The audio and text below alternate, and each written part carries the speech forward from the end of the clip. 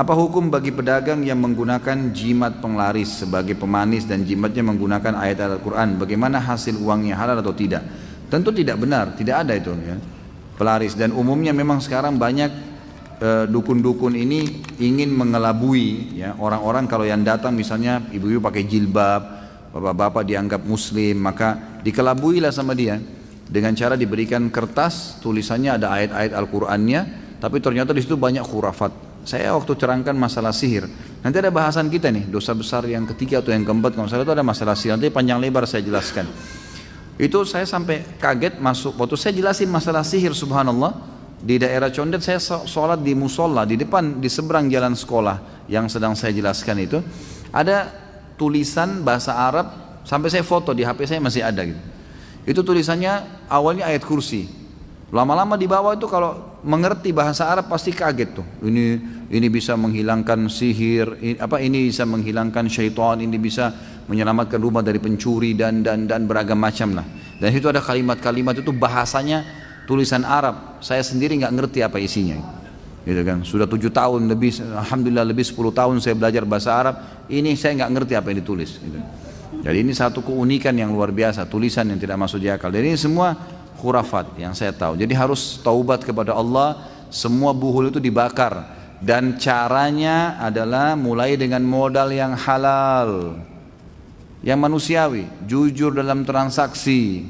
Apa kata Nabi SAW? Kalau pembeli dan penjual jujur, maka Allah berkahi di transaksi mereka. Pasti laku dan yang beli puas. Itu. Kita mau jual mobil pernah tabrakan nggak? Pernah. Tapi saya sudah masukin di bengkel, di sini tabrakannya. Insya Allah laku tuh. Oh nggak pernah, mobil saya nggak pernah tabrakan. Padahal sudah 7 kali tabrakan ini. Ini bohong nggak bisa. Pasti nggak laku. Sudah ada hadis Nabi, manusiawi aja, nggak usah pakai pelaris-pelaris begitu. Apalagi ikut-ikutan bawa patung kucing lah, apalah macam-macam. Saya kemarin masuk ke Polda ketemu sama salah satu teman saya di situ. Ada bawahannya dia pakai patung kucing tuh. Kenapa akhi pakai patung kucing? Ini nggak tahu, sudah saya nasihatin tetap aja taruh patung kucing di situ. Yaitu patung kucing untuk panggil pelaris supaya orang datang bayar. Ini ngapain ini? Dari mana akalnya itu patung bisa manggil? Itu permainan syaitan, semua itu syirik, nggak boleh, ya, harus dijauhi. Ayah saya sudah meninggal 1 tahun yang lalu. Beliau mendapatkan warisan dari almarhum kakek yang belum dibagikan. Sebidang tanah yang masih milik beramai-ramai, milik almarhum ayah, kakak dan adiknya. Saat ini warisan tersebut masih disewakan. Bagaimanakah hukum pembagian uang sewa yang memang jatah atau bagian almarhum ayah saya? Almarhum meninggalkan 2 istri, 1 orang anak laki-laki dan 3 anak perempuan. Bagaimana pembagian sewa untuk para ahli waris dari almarhum ayah saya yang terbaik menurut agama Islam? Tentu ini masalah penting ya. Ada hal-hal yang mendasar bagi orang yang meninggal harus segera dilakukan. Yang pertama, memandikan, mengurus jenazah dan mensolatinya. Kembali kepada hadis Nabi SAW yang sahih riwayat Imam Ahmad yang berbunyi, ikramul mayyit dafnuhu, penghormatan dan penghargaan terhadap jenazah, segera mengurus jenazah dan memakamkannya. Jadi maksud dalamnya adalah memandikan, ya, kemudian mensolatinya dan menguburkannya. Yang kedua adalah menjalankan wasiatnya. Karena Allah SWT mengatakan min ba'di wasiyatin tusuna biha audain. Setelah orang meninggal, maka yang paling pertama setelah diurus jenazahnya adalah wasiatnya. Ada wasiat nggak dia tinggalkan? Misal tanah ini saya wakafin buat pesantren ini misalnya, gitu kan? Yang ketiga membayar utangnya. Dan yang keempat, ya, membagi warisannya. Ini harus dilakukan. Jadi perilaku yang keliru adalah kalau ada orang mati nggak dibagi warisan, itu nggak boleh, teman-teman sekalian. Ini sudah pernah saya jelaskan. Nggak boleh nggak dibagi warisan, harus dibagi. Baik, ayah saya meninggal Ustaz, punya 1 rumah, ibu saya masih tinggal di situ. Kami 3 orang bersaudara. Kami kalau bagi kesian ibu. Loh, kasusnya adalah bukan kita mengusir ibu kita dari rumah itu, membagi persentase masing-masing sudah jelas. Ini ibu dapat karena punya anak-anak, 1/8 dia dapatnya. Ya udah, ibu kita punya di rumah itu 1/8 bagiannya beliau. Sisanya dibagi kepada anak-anaknya misal, gitu kan? Jadi masing-masing sudah tahu, silahkan ibu anda suruh tinggal itu nggak apa-apa. Tapi setiap yang bersaudara sudah tahu hak di rumah itu. Kapan satu waktu dijual, maka sudah tahu si fulan punya sekian, si fulan punya sekian, si fulan punya sekian. Kalau kasus seperti ini Allahu alam ya, mudah-mudahan Allah ampuni kalau saya salah, tapi setahu saya kalau kasus seperti ini adalah dinilai berapa nilai tempat sewa itu pada saat warisan terjadi, atau nilai tempat itu sekarang berapa. Misal nilai 1 miliar, mereka bersaudara 3 orang, kalau semua laki-laki dibagi rata. Kalau ada perempuan, kayak tadi ada perempuan dibagi, laki-laki dapat 2 jatah, perempuan 1. Misal 3 orang, 1 perempuan, 2 laki-laki. Baik, dibagilah 1 miliar itu menjadi 3, tapi di sini perempuannya, laki-lakinya mendapat 2 bagian, ya, 2 bagian. Setelah dibagi, maka hak warisan si ayah ini itu dibagi kepada ahli warisnya lagi, ya, dibagi kepada ahli warisnya, anak-anaknya, istrinya dibagiin. Nah, seperti itu Allah alam yang saya tahu. Jadi dibagi dengan cara seperti itu. Saya sudah kasih pernah nomor Ustadz Nizar Jabal, bisa dihubungi lebih lanjut kalau mau tanya masalah warisan. Apakah baca Quran harus berwudu dulu? Ya afdalnya iya.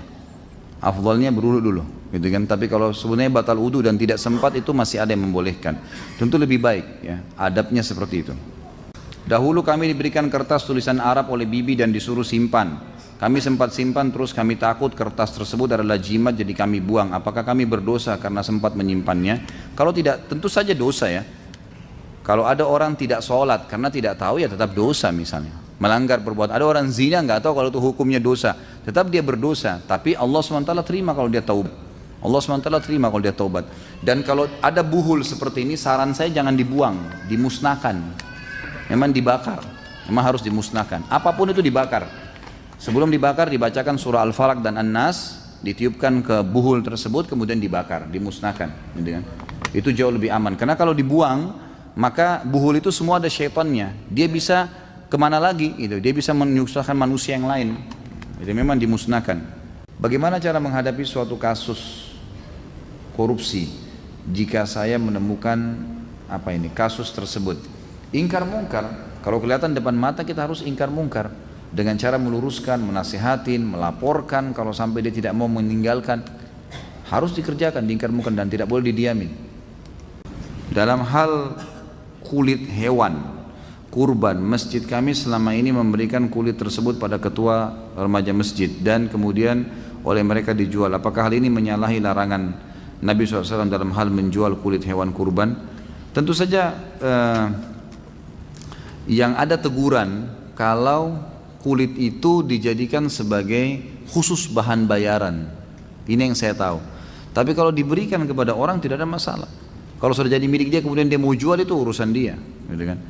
Tapi yang di sini tidak boleh, lebih umumnya kayak gitu. Makanya saya sarankan kalau teman-teman nanti jadi panitia masjid, kemudian ada orang yang datang menyembelih, gitu kan. Ya dia dikasih upah. Masalah kulit mau dikasih, itu kulit nanti, gitu kan. Nanti apa-apa kalau mau dikasih lagi istilahnya. Atau kalau dasarnya memang dia mau beli kulit itu, yang uangnya nanti dikembalikan untuk kebutuhan beli kresek lah, apalah, kebutuhan untuk hewan kurban itu juga sendiri, dan tetap mereka mendapatkan upah yang lain seperti penyembelih itu, dan yang bekerja boleh dapat daging kurban, gak ada masalah. Termasuk juga boleh orang kaya dapat daging kurban ya. Jadi bukan cuma orang miskin.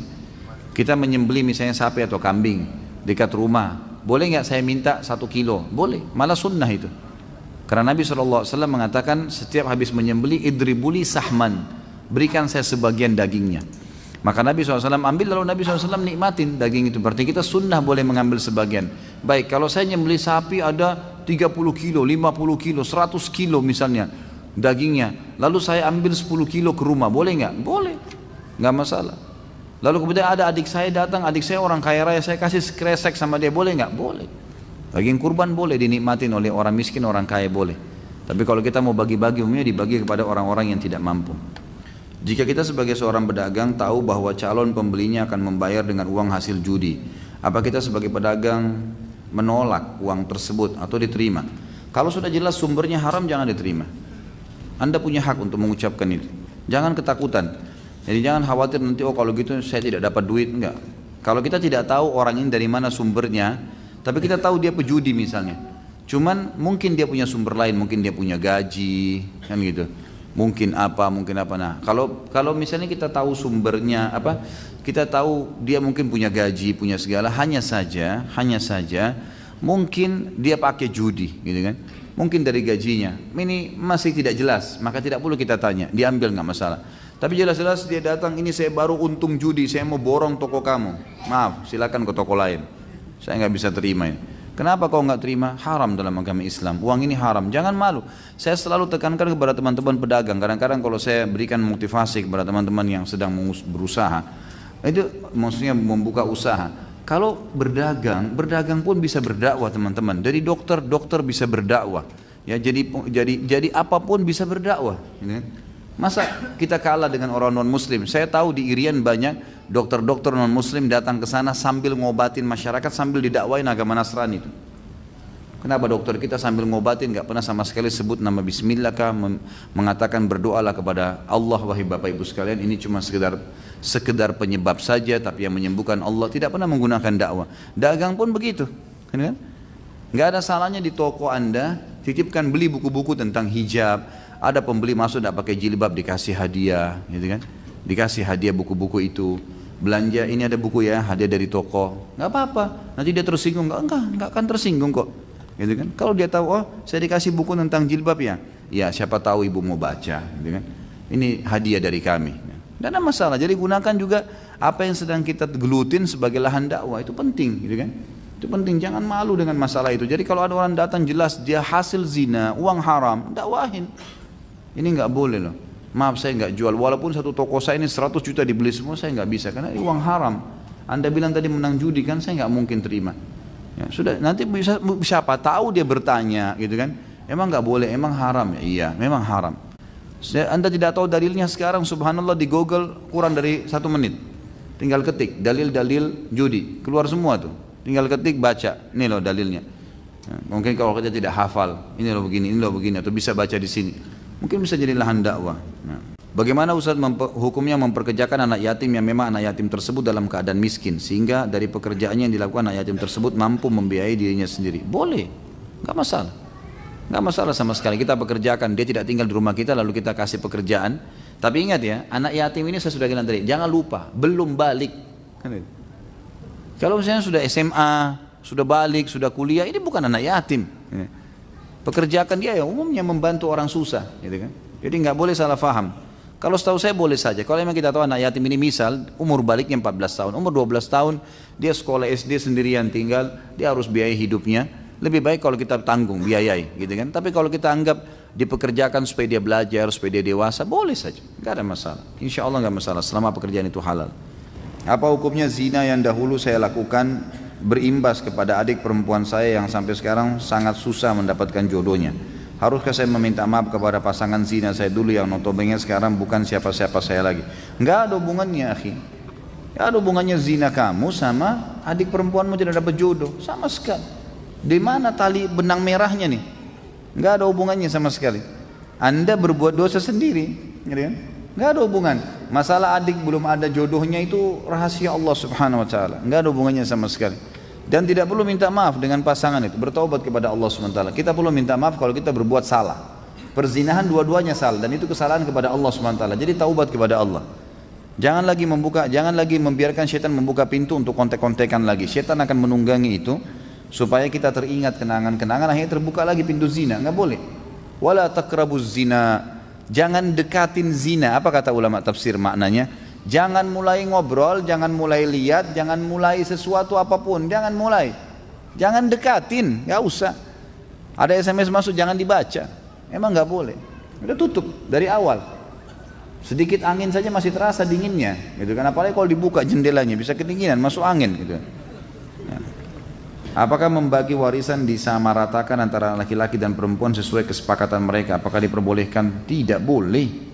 Tidak boleh. Hukum Allah laki-laki 2, perempuan 1. Walaupun Anda mau, nggak boleh. Terima dulu bagian Anda 2, laki-laki, perempuan 1. Setelah itu mau kasih sendiri silahkan. Tapi nggak bisa dari awal. Nggak boleh membantah hukum Allah. Kami bermaksud mengadakan resepsi pernikahan anak kami. Bolehkah mengadakan pengajian atau yasinan sebelum hari H? Baiknya dihadiri bapak-bapak dan ibu-ibu. Kalau pengajian boleh. Kalau membaca ayat Al-Quran ini yang masih diperselisihkan oleh para ulama, gitu kan? Pengajian boleh. Misalnya pengajian itu majelis ilmu untuk menjelaskan kepada calon mempelai menjelaskan kepada keluarga-keluarga tentang bagaimana pernikahan dalam Islam, itu dibolehkan. Allahu a'lam, ini yang saya tahu. Tapi kalau membaca surah Yasin secara khusus, membaca ayat Al-Quran secara khusus, ini masih berbicara tentang masalah hukum ada dalilnya atau tidak, gitu kan. Lebih aman untuk tidak dilakukan. Jadi kita sebagai seorang muslim, setiap kali ingin melakukan satu perbuatan, jangan lakukan kecuali sudah tanya Nabi SAW melakukan seperti apa. Kita punya sejarah kok, bagaimana Nabi SAW waktu menghadapi pernikahan-pernikahan sahabat, gitu kan. Beliau sendiri pada saat menikah dengan istrinya dan para sahabat hadir, tidak pernah ada pembacaan ayat Al-Quran di rumah itu. Cuma datang Nabi SAW mengundang mereka pada saat Nabi menikah dengan Zainab, dan mereka hanya masih duduk ngobrol-ngobrol pada saat itu, dan Nabi malu menegur mereka. Turun ayat Al-Quran mengingatkan para sahabat, kalau kalian sudah datang ke acara pernikahan Nabi, maka selesai makan pulanglah, kata Allah. Itu perintah dalam Al-Quran, gitu kan. Karena Nabi malu menegur kalian, tapi Allah tidak malu mengingatkan kebaikan. Jadi itu perbuatan, itu yang kita lakukan. Dia contohnya Nabi SAW. Ustaz, saya bekerja di satu perusahaan, saya masuk kerja dengan jaminan ijazah, tapi ijazah yang saya gunakan pada saat sekolah menyontek, bahkan membayar uang ke guru untuk mendapatkan jawaban. Apa hukumnya Ustaz? Anda berdosa dengan menyonteknya, tapi ijazahnya insya Allah tidak ada masalah. Kecuali kalau memang ijazah itu dasarnya tidak ada, kita nggak pernah ikut sekolah di situ, nggak pernah ikut sekolah lalu kita beli ijazah, nah itu tidak sah. Ijazah tidak sah, uangnya juga tidak halal kita dapatkan setelah itu. Tapi kalau dasarnya kita ujian, tapi ada di antara materi yang sempat kita nyontek, mungkin tidak semuanya, sehingga lulus misalnya, kita berdosa dengan itu, tapi ijazahnya tetap tidak ada masalah. Bolehkah mengutip isi arti Al-Quran untuk disablon pada baju? Ini lebih amannya jangan, lebih amannya, gitu kan. Kalau hanya sekedar nama mungkin ya, karena dikhawatirkan kalau baju itu dibawa ke WC, ya. Jadi lebih baik jangan. Tapi kalau misal hanya sekedar simbol tertentu, gitu kan. Misal cuma nama, surah lebah misalnya, surah semut dalam Al-Quran ada, tidak ada ayat di situ, mungkin ini masih boleh lah, ini masih boleh. Tapi kalau saran saya lebih baik kalaupun ada kata-kata di baju, di stiker, mungkin kata-kata baju secara khusus ya, karena baju ini dipakai kemana-mana, maka lebih baik ditulis kalimat-kalimat yang motivasi, misalnya hiduplah mulia dengan Islam, saya bangga menjadi seorang muslim, gitu kan. Kalimat-kalimat motivasi untuk berpegang pada Islam. Saya mencintai sunnah misalnya, gitu kan. Saya mencintai Al-Quran dan sunnah. Banyak kata-kata yang bisa dipilih yang menunjukkan simbol Islam. Itu saya sarankan lebih baik ke situ. Dan cukup banyak sih kata-kata berhubungan dengan ini daripada antum mencuplik ayat Al-Quran ataupun maknanya, tapi memang sebenarnya di ayat Al-Quran. Maka ini khawatirnya malah dipakai ke tempat-tempat yang tidak dibolehkan, ada ayat di situ ya, seperti WC, tempat-tempat yang mulia lah, tempat-tempat yang kurang mulia, kemudian masuk ayat-ayat yang mulia ini, maka sebaiknya dihindari. Saya punya uang 50 juta dari utang ke bank, apakah boleh untuk pembangunan rumah pribadi? Saya kalau uang utang itu berbunga, utang kan tidak boleh berbunga, saya sudah jelaskan pertemuan yang lalu ya. Berbunga berarti riba. Kalau dia berbunga berarti hukumnya haram, tidak boleh. Dan Anda kalau bangun rumah dari situ berarti membangun dari hal yang haram. Dan saya sudah bilang teman-teman sekalian, jangan lampaui kapasitas kita. Banyak orang terlalu memaksakan. Apa sebabnya KPR banyak? Karena orang mau melampaui kapasitasnya. Kenapa sih kalau ngontrak dulu? Kenapa kalau kita harus ngontrak dulu, sewa dulu, semampunya? Oh kalau gitu saya nggak bakal punya rumah Ustaz. Nggak apa-apa nggak punya rumah di dunia, nggak apa-apa. Nggak ada ruginya. Kenapa kalau nggak punya rumah?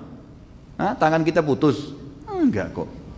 Jangan paksain. Lebih baik nabung uang daripada antum cicil tiap bulan. Nabung, buka rekening di bank syariah, masukin uang. Begitu terkumpul insya Allah baru bayar rumah. Cash, silahkan. Lebih mulia, walaupun kecil misalnya. Karena kita mau melampaui kapasitas kita teman-teman sekalian. Akhirnya kita hutang. Dan tidak mau tahu lagi hutangnya dari mana. Berbunga atau tidak. Riba ini teman-teman. Saya sudah jelaskan pertemuan yang lalu. 1 dirham riba lebih berat daripada 36 kali berzina. Dikatakan dalam riwayat lain 1 dirham riba lebih berat daripada menzinai ibu sendiri. Ini berat ini.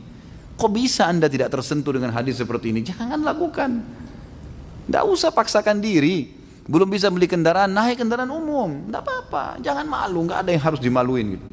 Gitu kan? Saya pernah jalan ke pengajian naik angkot umum, terus kemudian ditanya sama jemaah saya, Ustaz naik angkot? Iya. Apanya yang malu? Kenapa emang? Memang saya lagi tidak ada kendaraan, ya saya naik ini. Nggak ada yang aib. Terus gengsi, untuk apa? Mau apa nih gengsi? Apa yang mau digengsiin gitu? Satu waktu nanti Allah kasih rezeki, ada uang, bayar cash, mulia. Enggak ketakutan bayar tiap bulan, enggak ada masalah gitu kan. Enggak ada masalah.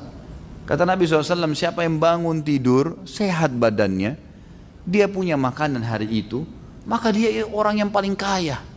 Itu luar biasa itu. Gitu kan. Jadi jangan paksakan diri melampaui kapasitas teman-teman sekalian, akhirnya menyusahkan kita. Saran saya bagaimana? Kembalikan uang itu ke bank. Ini kembalikan, saya tidak jadi pinjam.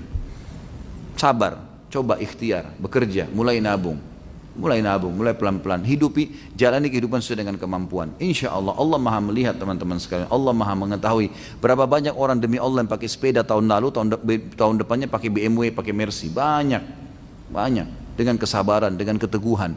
Allah kalau memberikan rezeki kepada orang, innallaha yarzuqu man yasha' bighairi hisab. Allah kalau beri rezeki tidak ada hisabnya, nggak pakai kalkulator, nggak ada hitung-hitungannya itu kalau Allah. Nggak masuk di akal. Kalau datang sumbangan, datang dari Allah itu bantuan luar biasa.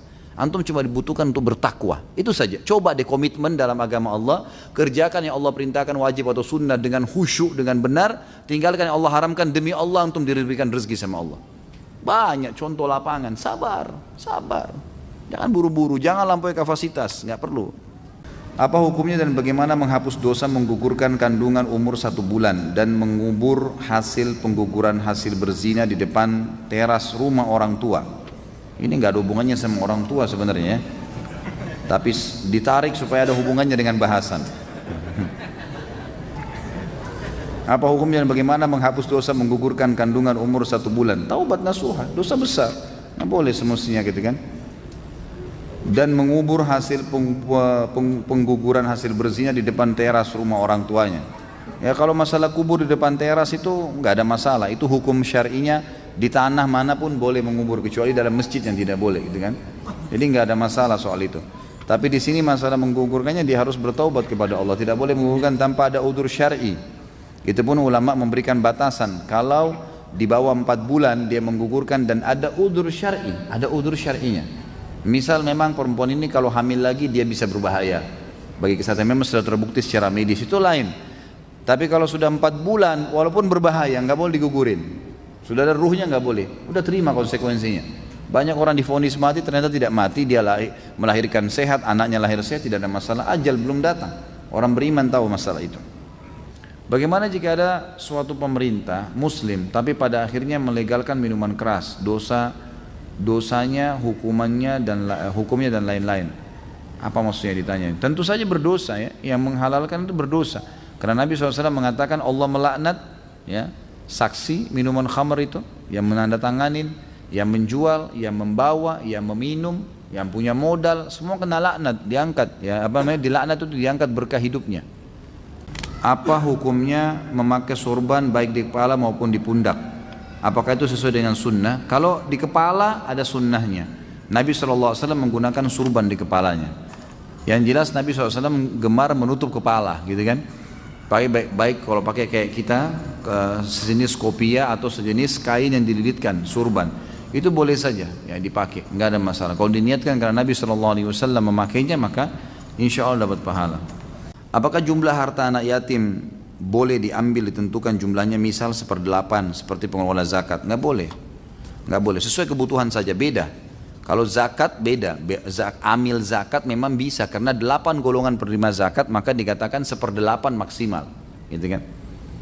Boleh diambil oleh amil zakat, nggak boleh lebih daripada itu, karena memang ada 8 golongan, gitu kan. Tapi ini tidak berlaku pada anak yatim, karena anak yatim ini sesuai dengan hajat saja, tidak boleh diambil lebih. Makanya tadi dikatakan illa billati hiya ahsan, kecuali dengan cara yang tepat. Jadi Allah alam, setahu saya tidak boleh. Bagaimana kalau kita tidak tahu efek seperti tadi, minum obat lalu meninggal, apakah termasuk bunuh diri? Tentu tidak saja ya. Kalau kita tidak tahu, ini kan saya bahasakan tahu tadi ya. Saya sudah bilang dia tahu listrik ini berefek, obat ini kalau dia minum berbahaya, dia tahu, maka itu baru masuk. Ustaz, apakah hadis lemah termasuk sunnah, dan apakah hukum jika kita mengerjakan, apakah dapat pahala? Hadis yang lemah tentu dilihat dulu. Kalau lemahnya itu bukan karena satu hal yang fatal, dianggap fatal dalam ilmu hadis itu kalau dusta, pendusta, gitu kan, pembohong nih. Apalagi kalau orang yang ahli maksiat, suka bermaksiat, gitu kan. Ini terus kemudian dia meriwayatkan hadis, ini semua sudah jelas ditolak ini, lemah sekaligus ditolak, gitu kan. Tapi kalau lemahnya dengan alasan lain, dalam ilmu hadis ada namanya ikhtalata fi akhir umrihi, orang yang di akhir hidupnya mulai hafalannya bercampur baur. Misal ada orang ahli hadis nih, dia umur 15 tahun mulai hafal hadis, sampai umur 40 tahun hadisnya Masya Allah, sampai 50 tahun Masya Allah hadisnya. Begitu umur 51 tahun mulai dia lupa, ada lafaz-lafaz hadis yang mulai terbalik. Hadis-hadis yang dia riwayatkan sebelum 50 tahun itu semua dianggap sahih kalau memang dia sahih, gitu kan. Tapi setelah 50 tahun kalau ada yang dibalik-balik sama dia, maka mulai turun tuh hadisnya. Bisa bukan cuma hasan, malah menjadi hadis yang lemah, gitu kan. Karena dia sudah membolak-balikan hadis itu, bisa saja ada yang ditambahkan juga. Ini jadi masalah. Maka ini dianggap lemahnya bukan lemah yang seperti awal tadi, bukan karena pendusta, bukan karena apa-apa. Maka dilihat hadisnya akan dipakai kalau tidak bentrok dengan hadis-hadis yang sahih. Jadi hadis lemah juga ada yang dipakai. Ada yang dipakai selama dia hanya sekedar mendukung saja hadis-hadis yang benar, gitu kan. Misal hadis sahih, hadis hasan, lalu ada hadis yang lemah semakna dengan itu. Maka itu biasanya dimuat oleh para ulama. Tapi kalau dia berdiri sendiri dan dia tidak ada hadis sahih yang menjelaskan seperti apa yang dijelaskan sama dia, atau dia malah bentrok dengan makna hadis sahih dan hasan, maka ditolak. Apa hukumnya datang ke panti asuhan dengan tujuan memberikan sumbangan atau sedekah kepada mereka, lalu memohon didoakan oleh para anak-anak di panti asuhan tersebut supaya hajatnya dikabulkan oleh Allah Subhanahu wa taala? Sebenarnya ini khilaf di antara ulama tentang masalah boleh atau tidak. Bolehkah kita pada saat memberikan sedekah kepada seseorang, kita meminta sekaligus untuk didoakan, gitu kan? Pendapat ulama yang pertama mengatakan tidak boleh. Tidak boleh meminta balasan doa dengan mereka, gitu kan? Karena ini memang lillahi ta'ala, udahlah. Kita boleh berdoa sendiri. Dan kita bisa mengatakan, ya Allah, saya jadikan sedekah ini sebagai perantara kepadamu sebagai amal saleh yang mudah-mudahan engkau terima doaku. Itu boleh. Tawassul dengan amal saleh. Tapi tidak boleh minta kepada mereka. Karena ini seperti minta imbalan. Kalau mereka bilang, kami tidak mau doain, kira-kira masih mau bantu nggak? Kan gitu. Akhirnya kan berhubungan antara sedekahnya dengan permintaan dia. Padahal dalam Islam disuruh sedekah tanpa minta imbalan. Ini pendapat yang paling kuat dan Allahu a'lam saya sarankan berpegang pada pendapat ini. Pendapat kedua mengatakan masih boleh kita bertawassul dengan amal saleh kita kalau darurat, bukan setiap saat, bukan setiap saat. Misal memang kita lagi sakit, kemudian ada orang yang miskin, tetangga kita tahu janda, susah, misalnya kita kasih, ini ada titipan makanan dari si fulan, misalnya diantarkan ke rumahnya dan minta tolong didoain supaya sembuh penyakitnya. Ini masih dibolehkan tapi bukan sebuah rutinitas. Jadi jangan hubungkan antara sedekah kita dengan permintaan doa itu. Gitu kan? Umumnya lebih baik kita jadikan doa kayak pendapat pertama tadi. Jadi kita setelah sedekah kita mengatakan, ya Allah, saya jadikan ini penyebab saya sembuh. Jadikanlah sebagai penyebab saya, itu boleh. Apakah merokok termasuk membunuh? Iya, membunuh itu haram. Saya kemarin live di Bisol, ada satu bapak yang telepon. Dia bilang, Ustadz, saya membahas yang minggu lalu nih Ustadz. Katanya Ustadz bilang rokok itu haram begini begitu dengan beragam dalil. Tapi kan Ustadz dari sebelum Ustadz lahir dan saya pun lahir, gitu kan, ini sudah ditahu kalau rokok itu makruh, gitu. Kenapa kok sekarang tiba-tiba berubah nih? Ternyata hostnya pintar nih yang temanin saya itu. Dia bilang, Pak sebentar, Bapak masih merokok? Dia bilang iya. Ternyata dia memang masih merokok, mencari jalan untuk membenarkan itu, gitu. Jadi nggak boleh, jelas sesuatu yang bahaya lebih besar daripada manfaatnya, hukumnya haram. Dan teman-teman tinggalkan udah rokok ini. Apa ini? Ya, itu waswas syaitan. Ganti dengan sesuatu yang bermanfaat. Ya, makan sesuatu yang bermanfaat. Untuk apa rokok? Apa manfaatnya? Mulutnya bau, dadanya sakit. Ya, racunnya ada berapa ratus racun di situ. Untuk apa? Manfaatnya tidak ada. Cuma sugesti saja itu. Sugesti, oh iya ini lebih percaya diri, saya tidak bisa berpikir, dan sudah sering saya jelaskan masalah itu. Ya, jadi sebaiknya dijauhi. Larikanlah kepada hal-hal yang bermanfaat. Sampai di Saudi itu dipasang pelang besar-besar, dikatakan kalau seandainya perokok itu mensedekahkan uang rokoknya tiap hari, maka dia orang yang paling bahagia. Karena kalau satu bungkus 10.000 tiap hari, 10.000 disedekahin, itu rutin, itu luar biasa sedekahnya itu, gitu kan? Daripada dia harus membakar, menyakiti orang lain, dia juga sakit. Sebenarnya itu sakit ya, penyakit itu nggak boleh. Dan sudah sering saya bahasakan. Ustaz, apa hukumnya belajar ngaji Al-Quran dengan guru ngaji wanita? Kalau anda wanita silahkan, kalau laki-laki janganlah. Gimana caranya belajar ngaji dari perempuan? Kecuali belum balik mungkin ya. Kalau sudah dewasa kenapa harus perempuan? Nanti aja jadi fitnah, gitu kan? Apalagi berkhalwat berdua, sebaiknya janganlah, dijauhi guru perempuan, gitu kan? Saya punya harta syubhat, halal atau haram, masih bimbang. Bolehkah saya sumbangkan untuk pembangunan taman bermain anak-anak umum di sebelah masjid dekat rumah saya? Boleh saja. Kalau ragu, boleh dilakukan untuk fasilitas umum. Sebagaimana uang-uang yang syubhat, uang-uang yang haram, kalau bukan miliknya orang, kalau milik orang harus dikembalikan. Tapi kalau milik umum, seperti pernah kita bahas masalah bunga bank, ya, hasil dari riba, hukumnya kembali kepada hukum asal, tidak ada pemiliknya dan itu boleh digunakan untuk fasilitas umum. Tapi kalau haknya orang ada di situ, kita tahu pemiliknya harus dikembalikan, tidak boleh. Bagaimana hukum membunuh binatang tanpa hak seperti berburu untuk senang-senang? Apakah termasuk dosa besar? Kalau dia berburu niatnya untuk makan ya, makan itu halal. Tapi kalau dia berburu hanya untuk membunuh hewan sembarangan itu nggak boleh. Haram itu. Surah Al-Maidah menjelaskan masalah itu. Jadi hewan ayat 4 ya, menjelaskan tentang kita bolehnya mengkonsumsi, boleh menggunakan anjing berburu, boleh berburu bila yang kita buru itu adalah hewan-hewan yang dimakan. Allah suruh makan, artinya hewan yang halal untuk dimakan. Selain itu tidak boleh. Jadi kalau hanya senang-senang, apa saja hewan yang dilihat, main ditembak saja sembarangan, itu nggak boleh dalam Islam. Ya. Apa hukum bagi pedagang yang menggunakan jimat penglaris sebagai pemanis dan jimatnya menggunakan ayat Al-Quran? Bagaimana hasil uangnya, halal atau tidak? Tentu tidak benar, tidak ada itu ya. Pelaris, dan umumnya memang sekarang banyak dukun-dukun ini ingin mengelabui ya orang-orang. Kalau yang datang misalnya ibu-ibu pakai jilbab, bapak-bapak dianggap muslim, maka dikelabuilah sama dia dengan cara diberikan kertas tulisannya ada ayat-ayat Al-Qur'annya, tapi ternyata di situ banyak khurafat. Saya waktu terangkan masalah sihir, nanti ada bahasan kita nih, dosa besar yang ketiga atau yang keempat kalau salah itu ada masalah sihir, nanti panjang lebar saya jelaskan. Itu saya sampai kaget masuk waktu saya jelasin masalah sihir, subhanallah. Di daerah Condet saya sholat di musola di depan, di seberang jalan sekolah yang sedang saya jelaskan itu ada tulisan bahasa Arab, sampai saya foto di HP saya masih ada gitu. Itu tulisannya awalnya ayat kursi, lama-lama di bawah itu kalau mengerti bahasa Arab pasti kaget tuh. Ini bisa menghilangkan sihir, ini bisa menghilangkan syaitan, ini bisa menyelamatkan rumah dari pencuri dan beragam macam lah.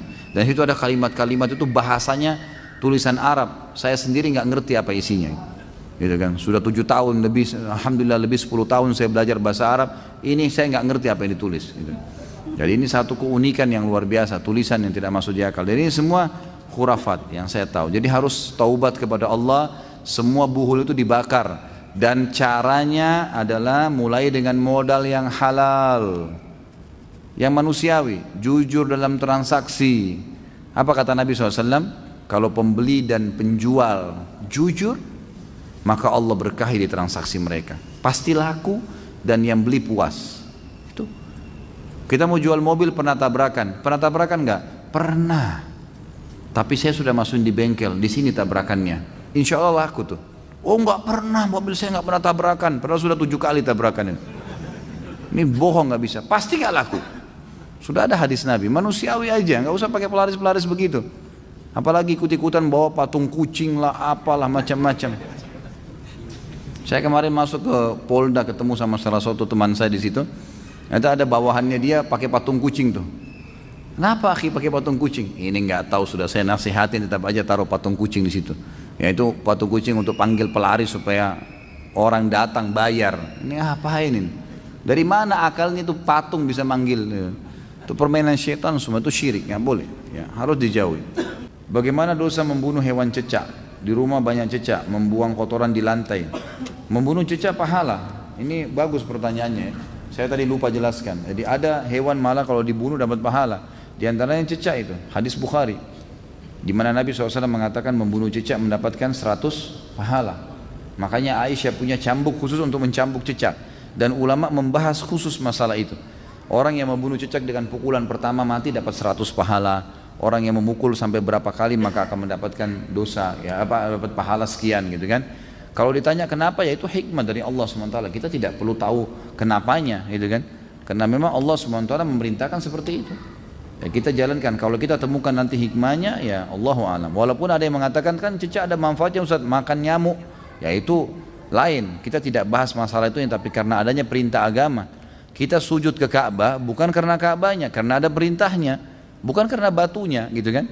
Nabi Khidir membunuh anak yang sedang dia temuin di jalan bukan karena dia benci anak itu, tapi karena perintah Allah dari situ. Lain. Kita masuk di kancah peperangan membunuh orang kafir bukan karena orang kafirnya, tapi karena perintahnya. Kita disuruh mendakwai seseorang dan kita disuruh membenci keyakinannya, bukan individunya, bukan fisiknya. Maka itu perintah Allah Subhanahu wa taala. Kita puasa tidak makan, ya memang kena perintah Allah, walaupun bukan karena kita benci makanan itu. Jadi difahamin ya. Bagaimana hukuman orang yang mengatakan istilah sunnah Rasul yang populer di masyarakat di malam Jumat adalah penghalusan istilah dari hubungan suami istri? Saya Allahu alam, saya pribadi tidak pernah menemukan dalil itu. Saya tidak pernah menemukan dalil itu, tapi yang ada adalah hari Jumat. Cuma kemungkinan mungkin yang dimaksud adalah hadis hari Jumat itu. Karena memang kan malam Jumat itu sudah dianggap juga hari Jumat gitu kan. Yang kata Nabi SAW, siapa yang mandi di hari Jumat, mandi junub gitu.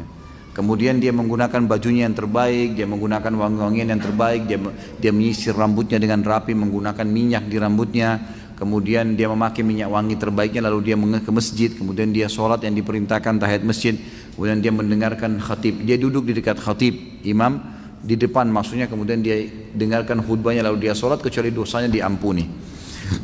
Kata ulama hadis, pernyataan di sini siapa yang mandi hari Jumat, mandi junub adalah menggabungkan antara mandi Jumat sama mandi junub. Dianjurkan berhubungan biologis, gitu kan? Itu di hari Jumatnya. Tetapi di sini kemungkinan besar yang mengatakan bahwasanya malam Jumat itu juga dianjurkan, mungkin pemahaman tentang masalah ini. Seperti hadis misalnya tentang membaca surah Al-Qiyah. Siapa yang membaca surah Al-Kahfi di malam Jumat, sebagian ulama mengatakan ini masuk maksudnya Jumatnya, gitu kan? Maka Allah akan berikan untuknya cahaya antara dia dengan Ka'bah. Artinya dia akan sering Allah mudahkan menziarahi Ka'bah itu. Ya, sering menziarahi Ka'bah. Maka di sini ulama bilang membaca malam Jumat atau Jumatnya sama saja, karena kalimat malam Jumat dan Jumat ini dianggap satu. Seperti itu.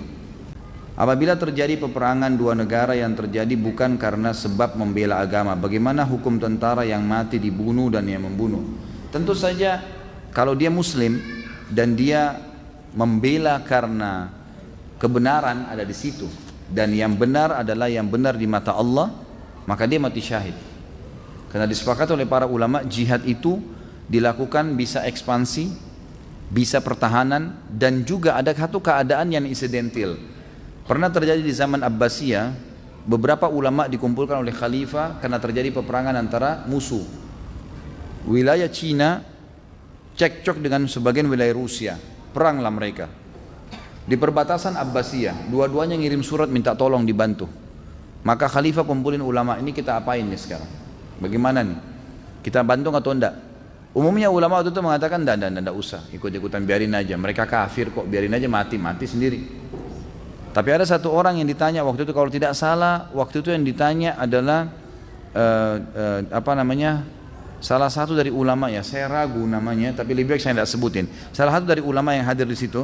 Kemudian dia ditanya, bagaimana pendapat anda? Dia bilang, setahu saya Amir Mu'minin, jihad disyariatkan untuk membela kebenaran.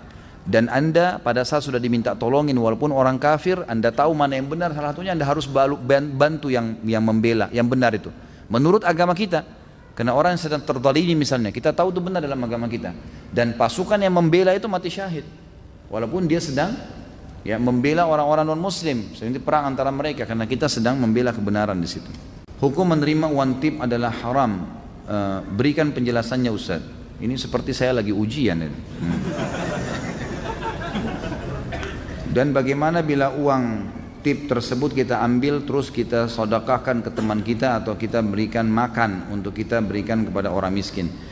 Perhatikan ya, tip itu sesuatu yang dikasih sukarela itu baru halal. Tapi kalau Anda bahasakan tip ini hasil muka masam atau berusaha untuk membuat orang takut akhirnya orang bayar, haram, nggak boleh. Dengan haram itu. Kalau orang kasih memang karena kita jasa, lagi kerja di rumah makan, kerja di satu tempat, parkir, kemudian dikasih dari dia sukarela itu halal. Boleh dibeli makanan, boleh ditransaksi halal. Karena itu sedekah dari orang. Tapi kalau dengan cara paksa nggak boleh. Bagaimana hukumnya membunuh perampok yang sedang kabur karena gagal merampok? Contoh seorang perampok ketika melakukan aksinya gagal lalu kabur sementara orang yang dirampok mengejar dan berhasil membunuhnya. Tentu kalau orang sudah lari, gitu kan? Lari dalam arti kata tidak ada sesuatu yang diambil, sebaiknya jangan dilakukan. Ya. Mungkin ditangkap, mungkin ini ya iya, gitu kan? Tapi kalau dia belum melakukan, maka itu lebih baik tidak ada eksekusi baginya. Allahu a'lam. Gitu. Karena pernah ada sahabat Nabi, waktu itu dia melakukan satu perbuatan dan hukumnya dirajam. Zina ya, dia sudah menikah, dirajam. Waktu sementara dirajam, dia sempat kesakitan dan dia lari. Lalu ada seorang sahabat mengejarnya, mengambil batu besar, memukul kepalanya, akhirnya mati. Lalu kata Nabi SAW, tidakkah kalian biarkan dia lari? Mudah-mudahan dia taubat dan akhirnya Allah menerima taubatnya. Kata sebagian ulama, keluar sebuah hukum di sini. Kalau sebelum atau sementara eksekusi terjadi dan dia mau taubat, maka itu diberikan. Atau sebelum dia melakukan kejahatannya lalu dia sempat lari, dalam arti kata sudah ada efek jerah, maka sebaiknya dibiarkan. Atau kalau bisa ditangkap, ditangkap. Walaupun ada pendapat ya, berhubungan dengan pertanyaan tadi, ada pendapat ulama mengatakan kalau jelas-jelas dia masuk rumah, dia menjahat, kemudian dia lari, kemudian dikejar dan terbunuh, maka itu berarti yang sedang dihukum, yang sedang membunuhnya tidak berdosa. Dia tidak berdosa, tapi sebagian tidak dia lakukan.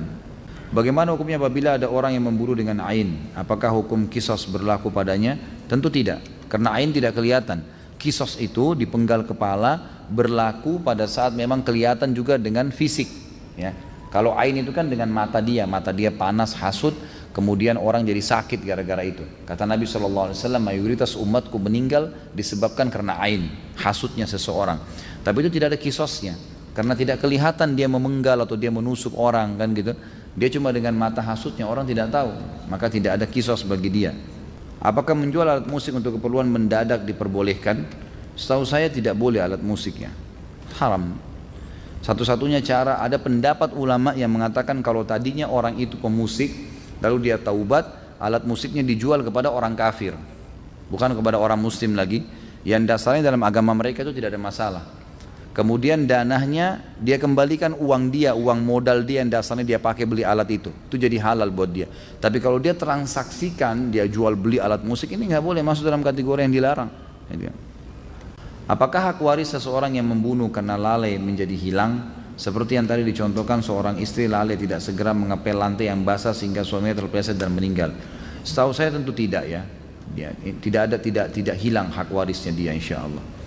Karena ini memang kelalaian, gitu kan, kelalaian. Ada bahasa sendiri ulama bilang kalau dia sengaja ngambil pisau, dia sengaja menusuk, itu lain bahasannya. Itu pun masih dibahas oleh ulama, tidak ada hubungannya dengan warisan. Bolehkah menghibahkan kucing dengan meminta ganti uang makan? Kalau kucing tidak boleh ditransaksikan ya, jadi sebaiknya hindari. Jangan diminta balasan, gitu kan. Kapan baiknya anak laki-laki disunat atau dikhitan? Bolehkah sejak masih bayi, jika sudah dewasa belum dikhitan? Apakah tetap harus dikhitan? Apakah anak perempuan juga dikhitan? Karena saya pernah membaca hadis khitan disunahkan bagi kaum laki-laki dan mulia bagi kaum wanita. Sahihkah hadis ini riwayat Baihaqi? Maka di sini wajibkah perempuan dikhitan disunat juga? Tapi saya tidak tahu bagian apa yang mau disunatnya. Baik. Tentu saja boleh, kapan saja dikhitan. Kalau anak saya khitan dari bayi. Kalau anak saya pribadi, itu dari bayi sudah saya khitankan, yang laki-laki. Dan alhamdulillah sangat baik, gitu kan? Sangat baik. Yang saya tahu juga di zaman Nabi SAW itu bayi biasanya baru lahir sudah dikhitan. Dan itu jauh lebih baik ya. Dia tidak terlalu merasakan sakit seperti kalau dewasa gitu kan. Dan juga ternyata disurvei pertumbuhan badan dan fisik, mental orang yang dari bayi disunat itu lebih baik gitu. Nah ini tentu lebih baik opsinya. Kalau perempuan apakah dikhitan, ini khilaf diantara ulama. Ada yang mengatakan dikhitan, ada yang mengatakan tidak. Kalau hadis Baihaqi dihasankan oleh para ulama tadi yang disebutkan, Maka ada yang mengatakan dikhitan, tapi khitan kan itu sebenarnya artinya memotong sesuatu dari kemaluan, gitu kan? Makanya dikatakan laki-laki dikhitan dipotong kulit bagian atas. Kalau perempuan pun seperti itu pemahamannya kalau secara etimologi. Tapi ternyata para ulama mengatakan khitan perempuan berbeda. Ya, itu dibersihkan di bagian tertentu dan itu biasanya memang bagian bidan, suster di rumah sakit kita sudah tahu gitu. Saya juga punya anak perempuan dan saya tanyakan ke istri saya, maka dia mengatakan anak-anak perempuan ini biasanya bukan seperti laki-laki, tidak dipotong sesuatu tapi dirapikan dengan cara mereka lebih mengerti, gitu kan. Allahu alam, saya juga tidak tahu bagaimana, tapi yang jelas seperti itu jawaban dari ya dokter atau bidan yang ada di rumah sakit pada saat anak saya dikhitan. Saya ingin membuat kaos tulisan hadis atau potongan ayat Al-Quran dengan bahasa Inggris dan menjualnya. Apakah boleh? Boleh saja. Boleh saja. Tidak ada masalah. Tapi konsekuensinya, kalau hukumnya bolehkah menulis ayat di baju? Bolehkah menulis ayat di papan? Ya, di spanduk? Di apa saja? Boleh. Hukumnya boleh. Gitu kan? Tapi di sini dilihat adabnya. Kalau dia menulis ayat-ayat tersebut, apalagi di kayak baju kaos yang akhirnya dipakai ke kamar mandi dan seterusnya, di WC, maka itu tidak dibolehkan, ya kan? Kalau sampai dia pakai ke WC atau nanti orang yang pakai tidak bertanggung jawab malah diolok-olok ayat-ayat itu lain. Tapi hukumnya saya tahu saya boleh. Bahkan termasuk kalau dia masuk kamar mandi misalnya dibuka dulu sama dia itu lain, tidak ada masalah, nggak ada sesuatu yang salah di situ. Bahkan sekarang memang kalau saya pribadi, saya mendukung kalau ada baju-baju kaos yang ditulis dengan simbol-simbol Islam ya. Aku cinta Allah misalnya, aku cinta Rasulullah SAW, aku cinta dengan Islam, atau apalah kata-kata positif yang memang menunjukkan kekuatan Islam, ada cintanya kepada Islam, itu boleh-boleh saja. Setahu saya nggak ada masalah. Mau tanya mengenai kisos, kita yang tinggal di Indonesia tidak menggunakan kisos, apakah dosa kita tidak diampuni apabila belum sesuai hukum kisos? Misal pencuri seharusnya dipotong tangan, namun hukum di Indonesia hanya di penjara. Bagaimana kita apabila pernah berdosa mencuri? Apakah cukup dengan taubat tanpa dikisos? Tentu saja taubat sudah mencukupi ya. Taubat mencukupi. Kalau dia sudah taubat, insya Allah sudah cukup. Nggak perlu lagi dia dikisos. Nabi SAW seringkali kalau ada sahabat yang datang mengeluh minta dikisos, itu beliau langsung mengalihkan. Sudah pernah saya ceritakan ada sahabiat yang datang berzina, kemudian minta dirajam, lalu Nabi SAW menyuruh dia kembali sampai dia selesai melahirkan. Waktu habis melahirkan datang lagi, kata Nabi SAW, coba kau susuin dulu. Kata para ulama, ini Nabi SAW suruh pulang, kamu taubat deh. Karena kisos itu solusi terakhir, orang yang memang tidak menyesali perbuatannya, gitu ya. Gimana sih? Orang yang memang melakukan dosa dan tidak merasa bersalah, terus aja mau melakukannya. Nah itu yang dihukum dengan kisos. Tapi insya Allah dengan taubat sudah cukup. Cuman kalau antum pernah mencuri, maka harus dikembalikan itu, nggak boleh tidak. Ya. Bagaimana hukumnya bagi orang yang aborsi, sekalipun dalam usia dini 1, 2, 3 bulan sebelum ditiupkan ruh dalam janin? Jika dengan alasan medis bagaimana, dan jika dengan alasan malu karena hubungan di luar nikah termasuk dosa besar kah? Kan sudah pernah saya bilang. Tadi saya sudah bilang kalau dia di bawah 4 bulan belum ada ruhnya, ini masih diperselisihkan oleh para ulama. Kalau dia memang berbahaya bagi si perempuan itu, kalau dia hamil dan seterusnya, maka itu tidak ada masalah karena dianggap belum ada ruhnya, gitu kan. Saya tidak tahu di sini pendapat ulama tentang masalah kalau ada orang yang hamil di luar nikah boleh atau tidak digugurkan, itu di bawah 4 bulan saya tidak tahu. Tapi umumnya pendapat ulama di bawah 4 bulan masih ada, umumnya mereka membolehkan karena dianggap belum ada ruhnya kalau ada masalah. Apakah menyuntik mati termasuk dosa besar? Misal kejadian karena sakit yang diderita oleh pasien dirasakan orang keluarga dokter yang melihatnya nggak tega, maka pasien tersebut lalu disuntik mati. Lalu bagaimana jika kasus dokter malpraktek karena salah diagnos, salah obat yang menyebabkan kematian, berdosakah? Tentu saja kalau dia disuntik mati, dosa, nggak boleh itu. Dokternya dosa, keluarganya dosa. Tentu saja tidak boleh, ya, tidak boleh sama sekali, itu dilarang, ya, tidak boleh sama sekali ini. Kemudian kalau masalah bagaimana kalau ada dokter yang salah diagnosa, itu ijtihad ya, dia tidak dosa insya Allah. Kecuali kalau dia bodoh, dia nggak tahu tapi sengaja mau tahu, nah, tunjukin kalau dia tahu akhirnya orang jadi mati, nah itu baru berdosa. Tapi kalau dia ijtihad, dia berusaha, dia kasih obat, kemudian salah, dia tidak tahu mungkin tanggal obatnya tertulis masih utuh tapi ternyata sudah expire dan seterusnya, dia tidak sengaja, maka tidak masuk insya Allah. Ustaz, mohon doakan kesembuhan orang tua saya yang sedang sakit dan seluruh kaum muslimin yang sedang ditimpa musibah baik di Indonesia, ada yang sedang menjalankan ibadah haji, semoga diberikan ketabahan. Apakah orang yang putus asa karena penyakit yang dideritanya atau orang tua tak kunjung sembuh, kemudian beliau berkata, jika seperti ini rasanya saya ikhlas mati saja. Bolehkah beliau, berdosakah beliau, bagaimana menasihati supaya tetap semangat hidup?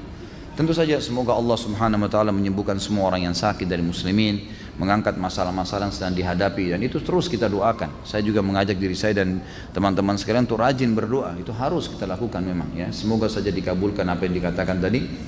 Kemudian kalau orang yang sakit dalam kondisi betul-betul dia parah, maka ada hadis Nabi SAW yang berbunyi, jika seseorang, kata Nabi SAW, di antara kalian, janganlah seseorang dari kalian berharap kematian, meminta kematian. Tapi kalau dia betul-betul dalam kondisi tidak bisa tahan, dia mengatakan, ya Allah, hidupkanlah saya kalau mati lebih baik buat saya, dan matikanlah saya kalau mati lebih baik buat saya. Itu yang boleh dikatakan. Atau kurang lebih hampir sama dengan apa yang dikatakan tadi di sini. Bagaimana hukum KB dalam Islam, baik spiral, suntik maupun pil? Apakah itu termasuk membunuh keturunan? Tentu saja tidak. Membunuh ini membunuh, jadi sudah tadi saya bilang kalau sudah 4 bulan ada ruhnya, lalu sengaja digugurin, nah itu membunuh. Kalau menggunakan spiral, menggunakan alat KB sebelum terjadi kehamilan, itu tidak ada masalah. Dalam banyak hadis, diantaranya hadis Bukhari, bahwasanya para sahabat mengatakan kami dulu berazal. Azal itu menumpahkan sperma di luar kemaluan istri karena tidak mau hamil. Sementara Al-Quran, ayat Al-Quran turun dan kami tidak dilarang. Jadi dibolehkan berazal itu. Dan azal ini ulama tarik sampai sekarang dengan menggunakan alat-alat ya KB ini, dan kalau memang tidak ada hubungannya dengan hal-hal yang haram, gitu kan? Jadi nggak ada masalah. Ini di zaman Nabi SAW ada. Jadi yang membunuh memang sudah ada fisiknya lalu dibunuh. Nah, itu yang dimaksud. Bagaimana hukumnya orang dalam keadaan terdesak, misal dalam keadaan perang dan akan dirampok atau diperkosa? Haruskah dia melawan sampai terbunuh atau dibolehkan dia membunuh penjahat itu? Bagaimana jika ada kemampuan untuk melawan? Haruskah bunuh diri untuk menjaga kehormatan? Apakah hal ini dibolehkan atau harus pasrah saja? Tentu tidak boleh menyerah, ya kan? Melawanlah, melawan semaksimal mungkin, dan kalau anda terbunuh anda mati syahid, ya kan? Jadi opsinya adalah kalau memang akan diganggu, akan diperkosa kalau perempuan, dan dia melawan maksimal, jangan pasrah, nggak boleh. Kalau ajal anda datang anda akan mati kok pada saat itu, dan kalau mati dalam keadaan syahid itu luar biasa. Jangan terpengaruh dengan melihat fisik orang yang mati ya, seperti kasus orang yang kemarin di Masjid Haram kena mati, itu matinya hari Jumat, lagi sujud, lagi haji, luar biasa itu. Artinya gini, saya sampaikan ke jamaah pengajian saya, ada yang sampai nyorotin Saudi buruk dan segala, kok bisa? Itu takdirnya Allah, gimana caranya kita mau salah-salahin? Biar juga dia lagi di Indonesia tuh, tetap mati pada saat itu, kalau datang ajalnya. Malah luar biasa matinya di Masjid Haram. Dan saya dengar sendiri cuplikan dari para pengawas di Masjid Haram mengatakan, ini yang rubuh nih, yang rubuh, itu sesuatu yang secara hitung-hitungan matematika nggak mungkin jatuh, nggak mungkin rubuh dah. Ini secara hitung-hitungan sudah nggak mungkin, ini tercanggih menggunakan alat canggih di dunia, bahan-bahannya luar biasa, sudah sangat luar biasa. Kok bisa gitu? Sampai ada yang mengatakan bukan mustahil dari salah satu orang yang mati itu mungkin berdoa minta mati syahid di haram tuh. Sampai Allah datangin petir, kan waktu itu petir ya, datang petir, hujan, akhirnya rubuh tuh bangunan. Yang tidak mungkin rubuh kalau syahid dengan mati nggak mungkin. Kayak antum lagi berdiri gini, tiang ini tembok sudah dipasang semen, sudah dipasang besi, sudah bagus, tiba-tiba rubuh tanpa sebab. Terus mengenai orang-orang tertentu gitu kan. Memang itu subhanallah, kembali kepada hukum Allah subhanahu wa ta'ala. Jika dalam perjalanan safar ketika mengendarai mobil tiba-tiba terjadi kecelakaan karena kecepatan tinggi kemudian menyebabkan adanya beberapa penumpang yang meninggal dan luka-luka, apakah sopir tersebut berdosa karena ada korban? Jika diusut di peradilan biasanya si sopir akan dihukum beberapa tahun penjara. Jika sudah dihukum apakah dosanya sudah diampuni? Tentu dilihat di sini. Dia cepat itu memang cepat yang normal biasa, nggak ada masalah. Terus terjadi kecelakaan, ban tiba-tiba meledak, ya, rusak dan seterusnya, itu lain, itu nggak ada dosa. Tapi kalau dia maksudkan, memang dia maksudkan, dia sengaja melakukan, kan dia tahu niatnya. Kalau dia niatnya maksudkan berarti dia menjadi penyebab dosa di sini. Ada yang mati, ada yang luka, ya dia berdosa, pastinya begitu, pastinya begitu. Kalau ada orang sudah dihukum di dunia karena perbuatannya, tetap kita kembali kepada hukum syar'i. Hukum syar'i menjelaskan kepada kita ada dua jenis dosa. Ada dosa yang berhubungan dengan Allah saja, zina, tidak sholat, tidak puasa, tidak haji, antara dia dengan Allah. Dia taubat sama Allah, Allah terima, sudah selesai. Tapi ada dosa yang berhubungan dengan haknya manusia. Ini harus taubat kepada Allah dan mengembalikan haknya si manusia tadi. Seperti misalnya mencuri, menggunjing. Itu curi itu selain taubat kepada Allah, dia harus minta maaf kepada orang yang pernah dicuri barangnya, mengembalikan barang itu. Nanti ada bab dosa besar mencuri, itu akan kita panjang lebar bahas insya Allah. Maka di sini dia harus lihat, kalau dia memang sengaja ugal-ugalan bawa mobil, balap-balapan, akhirnya dia lihat ada orang yang saingin di sebelahnya, kemudian dia ikut-ikutan balap, padahal dia menumpang, banyak penumpang yang sana, dia terus kecelakaan, ya dia berdosa. Ada yang terbunuh, ya dia penyebabnya. Sama kasus tadi sudah kita berikan contoh-contohnya. Itu berarti dia dapat dosa di situ. Masalah dia dihukum di sini, dia dihukum penjara. Apakah sudah lepas hukumnya di akhirat? Tentu tidak. Secara akhirat tidak lepas, karena untuk melepaskan diri di akhirat dia harus minta maaf sama keluarga-keluarga orang yang terbunuh ini. Di antaranya dalam Islam dia harus bayar denda. Dia itu tergantung yang disepakati oleh peradilan Islam yang ada di sekitar tempat atau tempat dia tinggal. Bagaimana hukumnya membunuh semut, baik disengaja maupun tidak disengaja, berdosakah? Lalu bagaimana jika semut itu menggigit tubuh kita? Lalu kita tepuk mati, salahkah kita? Dulu ketika kecil saya suka bermain membunuh semut dengan kaca pembesar, atau membunuh semut yang ada di buah rambutan yang merumuni makanan, menyiram minyak kawanan semut yang ada di lantai rumah. Apakah nanti di akhirat saya akan dibalas? Lalu bagaimana jika ada orang yang hobinya memelihara burung dalam sangkar? Bukankah sama saja membunuh habitatnya? Baik, ini memang yang tadi tidak disinggung oleh Imam Az-Zahabi tentang masalah membunuh hewan atau membunuh tumbuh-tumbuhan.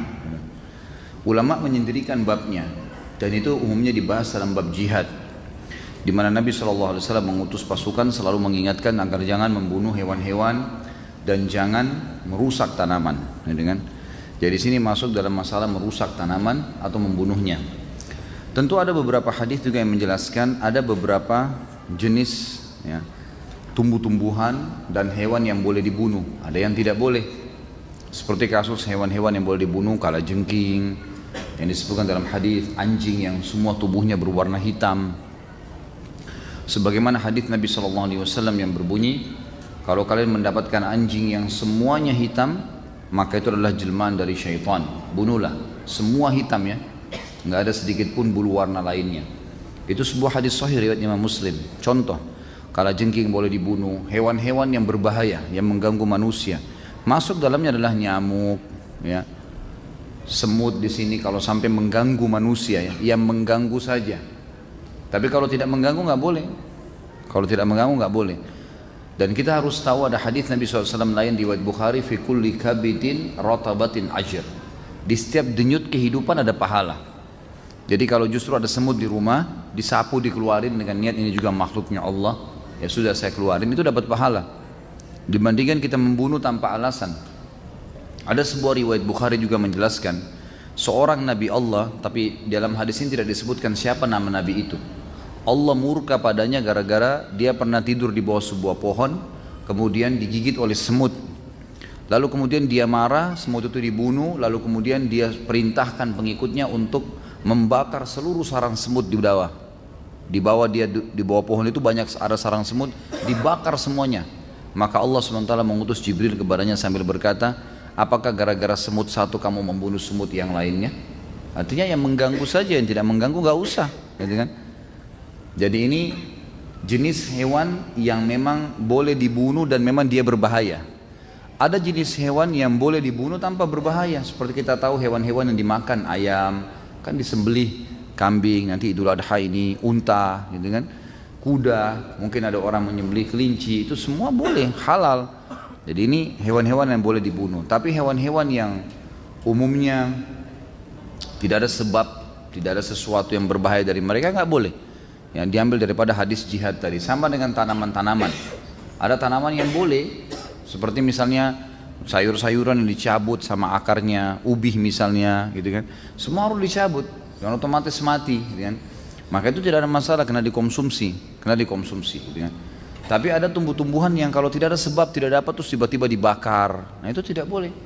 Membakar itu berarti sama dengan membakar. Jadi membakar tumbuh-tumbuhan sama dengan membakar hewan, sama dengan membakar makhluk Allah yang lain. Ini tidak dibolehkan. Jadi di sini dipilah ya. Kalau yang mengganggu Anda silakan, itu kan itu masih boleh. Bahkan ya sapi yang mengamuk kemudian ditembak atau ini karena berbahaya bagi orang itu tidak ada masalah, karena berbahaya bagi manusia. Kalau enggak maka enggak boleh. Kalau masalah orang memelihara hewan, ini ada bab lagi sendiri. Abu Hurairah radhiyallahu anhu memelihara kucing, ya kan? Memelihara kucing, dan itu Nabi SAW tidak larang. Abu Hurairah nama lainnya Abdurrahman ibn Sakhr, Abdurrahman ibn Sakhr, tapi dikenal dengan Abu Hurairah. Hurairah artinya kucing, karena orangnya suka banyak pelihara kucing. Nah di sini Nabi SAW membiarkan, tidak ada masalah, karena dia merawat hewan-hewan itu, dia merawat. Sebagian ulama mengatakan ini khusus kucing, sebagian yang lain mengatakan masuk di antara semua hewan yang dibolehkan kalau mereka merawatnya. Ada yang mengatakan juga di sini masuk burung. Tapi saya sarankan, saran saya hanya yang ada dalilnya saja. Kalau kucing ada dalilnya, kalau tidak ada dalilnya maka jangan. Termasuk burung tidak pernah ada disebutkan sahabat memeliharanya. Maka lebih baik dilepaskan saja. Kalau itu hobi saya Ustaz, ya harus dialihkan hobinya. Karena rasa dan perasaan seorang muslim harus tunduk pada hukum Allah. Nggak boleh semua diikutin. Kalau kita mau ikutin semuanya maka semua dosa kita akan lakukan, kan? Jadi harus ditundukkan. Bagaimana bunuh diri karena cinta? Apakah arwahnya akan gentayangan tergantung di antara langit dan bumi karena belum ajalnya jadi langit tidak mau menerima, bumi pun enggan? Apakah orang yang bunuh diri di dunia maka takdirnya yang ditulis di Lauhul Mahfuz dia akan bunuh diri? Ini bunuh diri itu tidak boleh, haram dalam agama. Dan ada babnya sendiri, nanti kita bahas, jangan terburu-buru. Apapun alasannya nggak boleh bunuh diri. Tidak ada, kalau bunuh diri, kalau tadi membunuh masih ada celah-celahnya. Tapi kalau bunuh diri nggak boleh, sama sekali mutlak nggak boleh. Itu dosa besar. Alasannya apapun, apalagi kalau kena cinta. Apa cinta, mau bunuh diri gara-gara cinta? Saya gila kalau tidak nikah sama orang itu, akhirnya bunuh diri. Kenapa? Gila bener nanti. Memang cuma dia laki-laki, memang cuma dia perempuan, banyak, gitu kan? Banyak. Dan bukan cuma satu dua suku, ada ratusan suku di muka bumi ini. Ardunya buminya Allah luas. Kenapa harus bunuh diri gara-gara cinta? Ini karena tidak ada punya iman ini. Imannya nggak ada. Ada memang hadis yang berbunyi, ruh seorang mukmin akan bergantung antara langit dan bumi kalau utangnya masih belum dilunasi. Itu memang benar. Tapi itu kalau utang, bukan masalah dia bunuh diri. Kalau bunuh diri ya sudah tetap disiksa oleh Allah Subhanahu wa taala di kuburan karena dia melakukan dosa besar, gitu kan? Dan tidak ada namanya ruh gentayangan. Sudah kita jelaskan masalah ini. Nggak ada ruh gentayangan, nggak ada ceritanya kuburan terbuka pocong keluar, nggak ada ceritanya tangan tarik-tarik orang dari kloset, itu tuh dusta semua, nggak ada. Itu cuma sinetron film tuh yang dibuat-buat. Jadi itu semua tidak benar, tidak ada dalam Islam. Orang kalau masuk kuburan, taman dari taman surga atau lubang dari lubang neraka, nggak ada yang lain. Nggak mungkin terjadi dia gentayangan ganggu orang lain. Jadi itu tidak mungkin, ya. Itu tidak terjadi. Kalau masalah takdirnya, ya memang dicatat di Lauhul Mahfuz, tapi itu takdir ikhtiar, ya. Proses seseorang mati itu ikhtiar dia. Kasus ajalnya datang di mana, dicabut ruh oleh malaikat, itu takdir mutlak. Saya sudah pernah jelaskan. Jadi takdir ada dua macam, ada yang mutlak, tidak ada campur tangan kita di situ. Seperti kita mati di mana, ya itu, kapan, itu sudah mutlak, Allah yang tentukan. Mau di lautan kah, mau di rumah kah, mau lagi tidur kah, mau lagi makan kah, mau lagi jalan, pokoknya tiba ajal mati. Tapi prosesnya yang membawa orang pada kematian itu ikhtiar. Seperti orang ikut berperang untuk mati syahid. Seperti tadi orang tahu nih listrik kalau berbahaya dipegang sama dia, akhirnya dia mati. Ya. Mengunjuk kekuatan, akhirnya mati. Nah ini berarti dia bunuh diri. Proses ini dinilai oleh Allah Subhanahu Wa Taala. Kalau dia prosesnya baik, dia kena mati syahid, membela kehormatan, maka kebetulan ajalnya datang, itu berarti dia ditutup dengan kebaikan. Tapi kalau proses ini dia buat keburukan, ya buruk. Lauhul Mahfuz tercatat, dia milih bunuh diri misalnya, itu dosa besar. Maka berarti dia berdosa di sini. Ya. Apakah boleh menonton TV saluran Animal Planet karena ingin mengetahui perilaku-perilaku binatang? Boleh, tidak ada masalah. Kalau tidak ada sesuatu yang haram di situ, ada masalah. Bolehkah nonton berita? Boleh, kalau memang kita anggap tidak ada pelanggaran. Tapi kalau sudah tampil perempuan terbuka aurat ya jangan. Kalau pembawa beritanya misalnya laki-laki, kemudian antum membutuhkan, antum mau melihat sesuatu itu lebih baik kalau didengar, ya. Laki-laki melihat laki-laki sportif adalah halal, tidak ada masalah. Tapi kalau sudah tampil perempuan tidak boleh. Oh saya butuh beritanya, tetap saja berdosa dengan melihat, gitu kan. Kalau tidak ada pelanggaran agama tidak ada masalah. Melihat cuplikan binatang-binatang itu nggak ada masalah. Planet, ilmu pengetahuan nggak ada masalah insya Allah.